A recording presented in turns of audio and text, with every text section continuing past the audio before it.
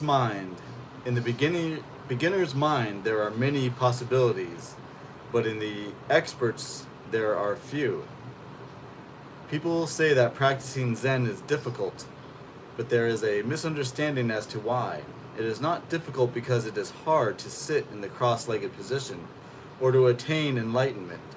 It is difficult because it is hard to keep our mind pure and our practice pure in the fundamental sense. The Zen school developed in many ways after it was established in China, but at the same time, it became more and more impure. But I do not want to talk about Chinese Zen or the history of Zen. I am interested in helping you keep your practice from becoming impure.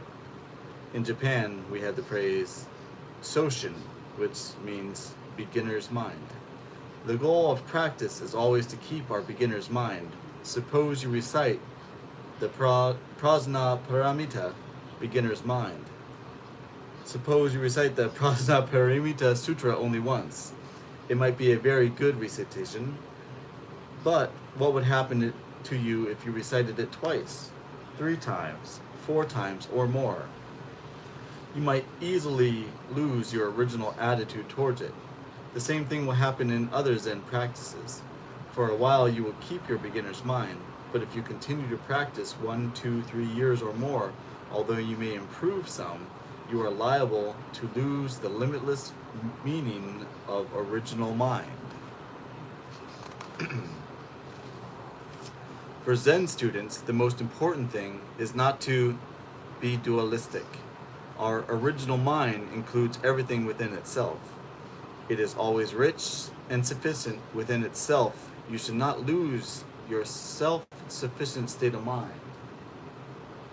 This does not mean a closed mind, but actually an empty mind and a ready mind. If your mind is empty, it is always ready for anything. It is open to everything. In the beginner's mind, there are many possibilities. In the expert's mind, there are few. If you discriminate too much, you limit yourself. If you are too demanding or too greedy, your mind is not rich and self-sufficient. If we lose our original self-sufficient mind, we will lose all precepts. When your mind becomes demanding, when you long for something, you will end up violating your own precepts. Not to tell lies, not to steal, not to kill, not to be immoral, and so forth. If you keep your original mind, the precepts will keep themselves. In the beginner's mind, there is no thought. I have attained something. All self-centered thoughts limit our vast mind. When we have no thought of achievement, no thought of self, we are true beginners. Then we can really learn something. The beginner's mind is the mind of compassion. When our mind is compassionate, it is boundless. Dogen Zenji, the founder of our school, always emphasized how important it is to resume our boundless original mind. Then we are always true to ourselves, in sympathy with all beings, and can actually practice. So the most difficult thing is always to keep your beginner's mind. There is no need to have a deep understanding of Zen, even though you read much Zen literature. You must read each sentence with a fresh mind. You should not say, I know what Zen is, or I have attained enlightenment. This is also the real secret of the arts. Always be a beginner. Be very, very careful about this point. If you start to practice Zazen, you will begin to appreciate your beginner's mind. It is the secret of Zen practice. So first of all, it's pronounced Zazen. Zazen. No, Zazen. Zazen. Yes. Sitting Zen. Zazen. I mean sitting Zen.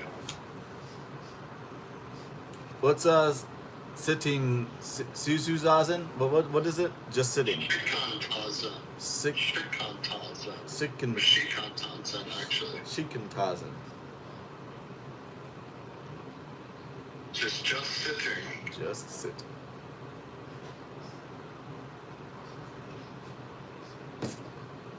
All right, we're on part 1 now. All right. Any questions or comments? No, should I continue reading? What you want, or I can read? I'll read. Part 1. Okay. Right practice.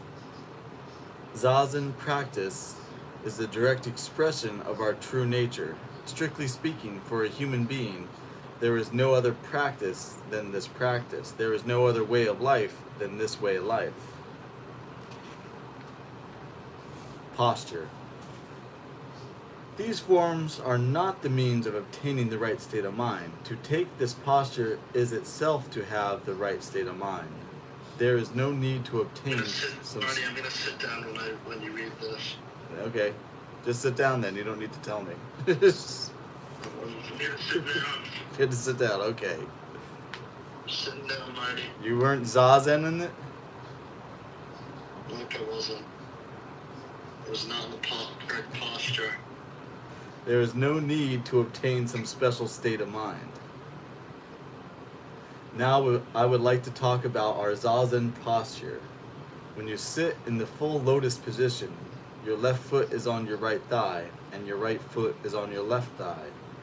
When we cross our legs like this, even though we have a right leg and a left leg, they have become one.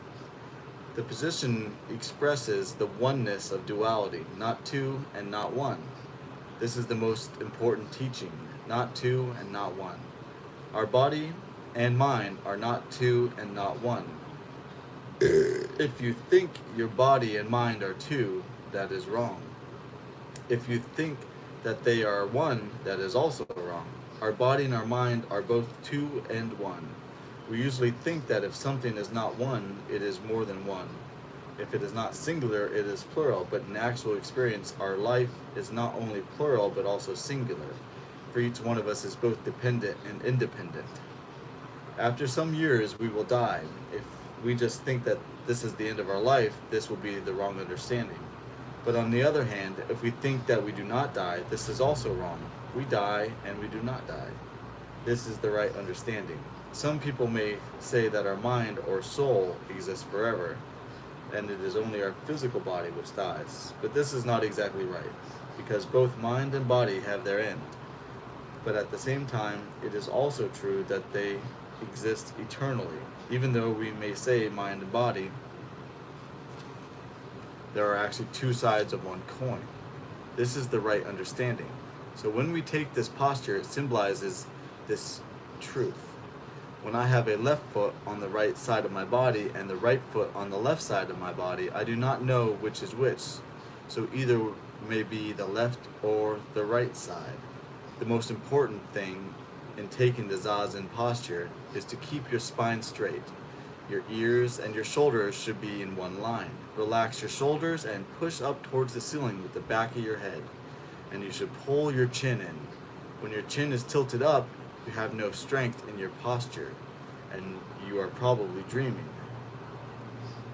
Also, to gain strength in your posture, press your diaphragm towards your hara, or lower abdomen. This will help you maintain your physical and mental balance.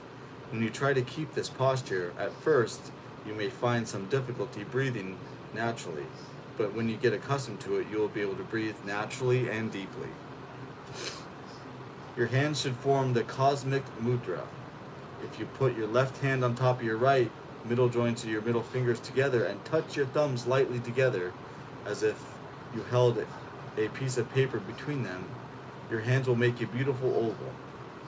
You should keep this universal mudra with great care, as if you were holding something very precious in your hand. Your hands should be held against your body with your thumbs at or above the height of the navel.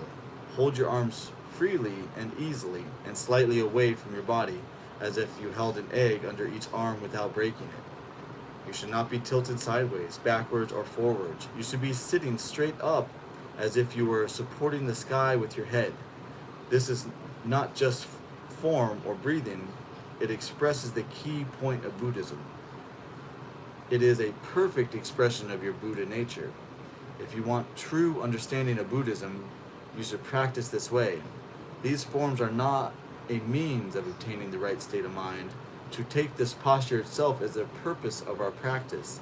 When you have this posture, you have the right state of mind. So there is no need to try to attain some special state. When you try to attain something, your mind starts to wander, about somewhere else. When you do not try to attain anything, you have your own body and mind right here. A Zen master will say, kill the Buddha. Kill the Buddha if the Buddha exists somewhere else. Kill the Buddha because you should resume your own Buddha nature. Doing something is expressing your own nature. We do not exist for the sake of something else. We exist for the sake of ourselves. This is the fundamental teaching expressed in the forms we observe. Just as for sitting, when we stand in the Zendo, we have some rules. But the purpose of these rules is not to make everyone the same, but to allow each to express his own form most freely. For instance, each one of us has his own way of standing. So our standing posture is based on the proportions of our own bodies. When you stand, your heels should be as far apart as the width of your own fist. Your big toes in line with the centers of your breast. As in Zazen, put some strength in your abdomen. Here also your hands should express yourself. Hold your left hand against your chest with your fingers encircling your thumb and put your right hand over it, holding your thumb pointing downward and your forearms parallel to the floor. You feel as if you have some round pillar in your grasp, a big round temple pillar, but you cannot be slumped or tilted to the side. The most important point is to your own physical body. If you slump, you will lose yourself. Your mind will be wandering. Your own physical body. Huh? Is to own your own physical body. Oh. So own your own physical body, yes. If you slump, you will lose yourself. Your mind will be wandering about somewhere else. You will not be in your body. This is not the way. We must exist right here, right now. This is the key point. You must have your own body and mind. Everything should exist in the right place, in the right way, and there is no problem. If the microphone I use when I speak exists somewhere else, it will not serve its purpose. When we have our body and mind in order, everything else will exist in the right place, in the right way. But usually, without being aware of it, we try to change something other than ourselves. We try to order things outside of us. But it is impossible to organize things in yourself if you yourself are not in order. When you do things in the right way at the right time, everything else will be organized. You are the boss. When the boss is sleeping, everyone is sleeping. When the boss does something right, everyone will do everything right and at the right time. This is the secret of Buddhism. So try always to keep your right posture, not only when you practice Zazen, but in all your activities. Take the right posture when you are driving your car and when you are reading. If you read in a slumped position, you cannot stay awake long. Try. You will discover how important it is to keep the right posture. This is the true teaching. The teaching in which is written on paper is not the true teaching. Written teaching is a kind of food for your brain, of course. It is necessary to take some food for your brain, but it is more important to be yourself by practicing the right way of life. That is why Buddha could not accept the religious existing at his time. He studied many religions, but he was not satisfied with their practices. He could not find the answer in asceticism or in philosophies. He was not interested in some metaphysical existence, but in his own body and mind and here and now. And when he found himself, he found that everything that exists has Buddha nature. That is his enlightenment. Enlightenment is not some good feeling or some particular state of mind. The state of mind that exists when you sit in the right posture is itself enlightenment. You cannot be satisfied with the state of mind you have in Zazen. It means your mind is still wandering about. Our body and mind should not be wobbling or wandering about. In this posture, there is no need to talk about the right state of mind. You already have it. This is the conclusion of Buddhism. All right. Yeah, now we're on page 11, breathing. Now I'm on page 13, breathing.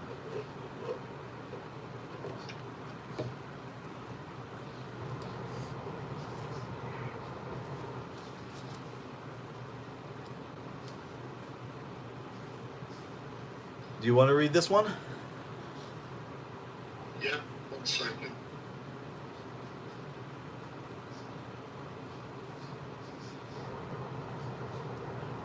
Alright, I just wanted to sit for a second.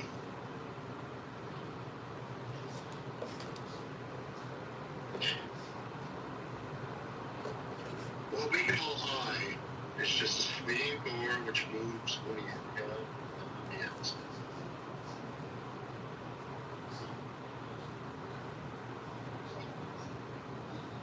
When we practice Zazen, our mind always follows our breathing. When we inhale, the air comes into the inner world. When we exhale, the air goes out to the outer world. The inner world is limitless, and the outer world is also limitless. We say inner world or outer world, but actually there is just one whole world. In this limitless world, our throat is like a swinging door. The air comes in and goes out like someone passing through a swinging door. If you think, I breathe, the I is extra. There's no need to say I. What we call I is just a swinging door which moves on the inhale. It just moves, that is all. When your mind is pure and calm enough to follow this movement, there's nothing, no I. No world, no mind, no body, just a swinging door. So when we practice Zazen, all that exists is the movement of the breathing, but we are aware of this movement. You should not be absent-minded. But to be aware of the movement does not mean to be aware of your small self, but rather of your universal self or Buddha nature. This kind of awareness is very important because we are usually so one-sided. Our usual understanding of life is dualistic. You and I, this and that, good and bad. But actually, these discriminations are themselves the awareness of the universal existence. You means to be aware of the universe in the form of you, and I means to be aware of it in the form of I. You and I are just swinging doors. This kind of understanding is necessary. This should not even be called understanding. It is actually the true experience of life through Zen practice. So when you practice Zazen, there's no idea of space or time. Rather, time or space. You may say, we started sitting at 5:45 in this room. Thus you have some idea of a time, like 5:45, and some idea of space in this room. Actually, what you were doing is just sitting and being aware of the universal activity. That is all.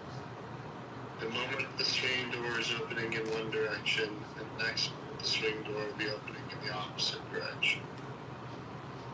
Moment after moment, each one of us repeats this activity.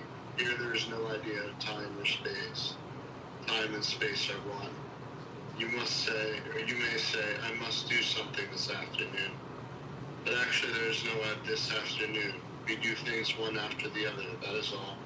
There's no such time as this afternoon, or at 1 o'clock, or 2 o'clock.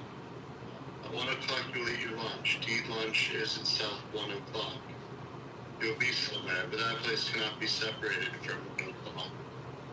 For someone who actually appreciates our life, they are the same. But we become tired of our life. When we become tired of life, we may say, I shouldn't have come to this place.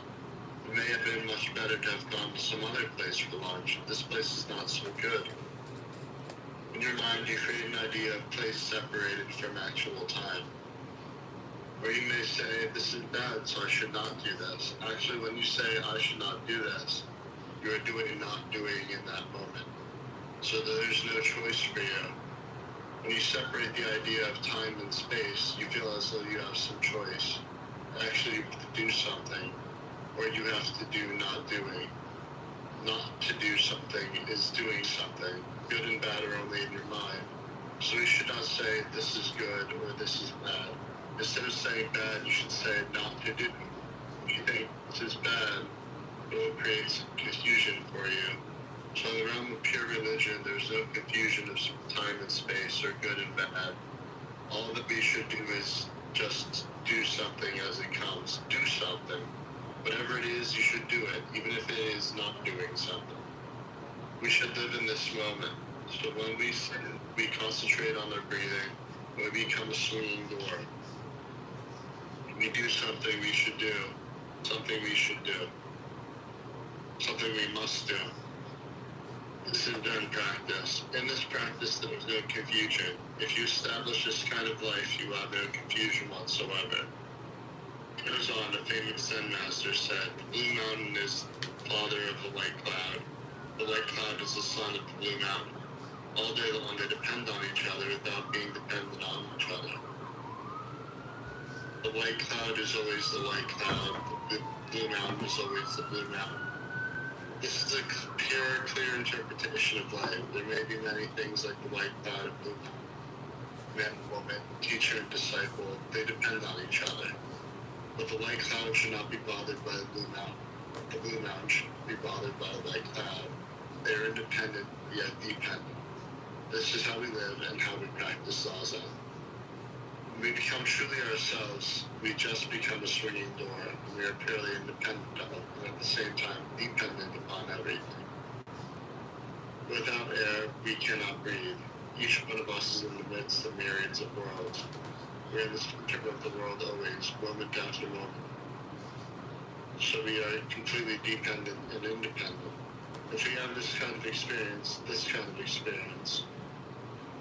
you will have absolute independence, will not be bothered by anything. In this kind of existence, you have absolute independence, you will not be bothered by anything. So when you practice Zazen, your mind should not be concentrated on your breathing. So when you practice Zazen, your mind should be concentrated on your breathing. This kind of activity is the fundamental activity of the universal being. Without this experience, this practice, it is impossible to attain absolute freedom.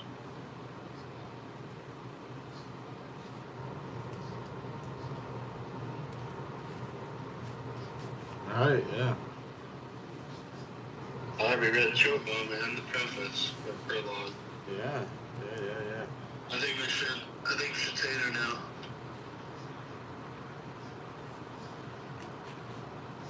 Or should we finish the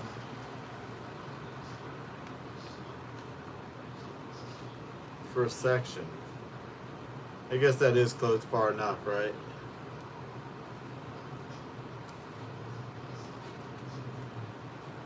Here, I'll read control, and then we'll be at mind waves, and that'll be for next time.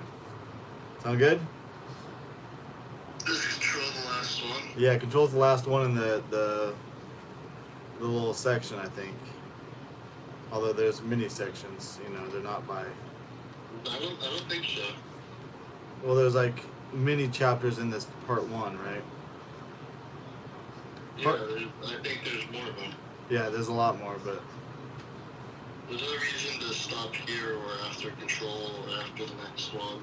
okay. Like the part 2 isn't until like 36. page 40 something. Yeah. All right, I want to read one more then. Control. I wanted to tater. You want a tater instead? Yeah. All right. Use what you learned. Oops, keep reading. For next time then.